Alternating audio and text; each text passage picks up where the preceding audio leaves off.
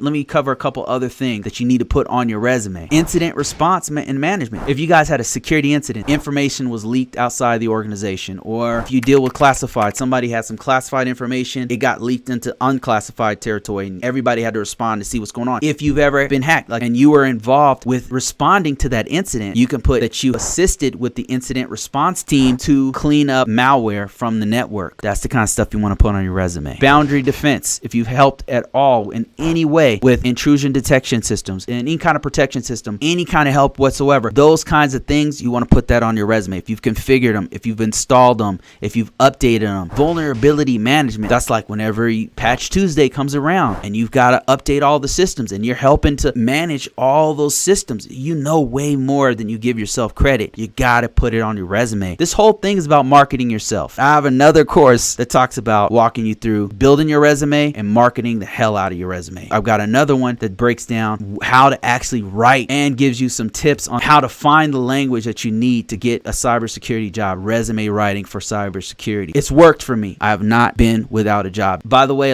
some of this stuff is free. So sign up for my site on ConvoCourses.com, get some of the free stuff, test it out for yourself.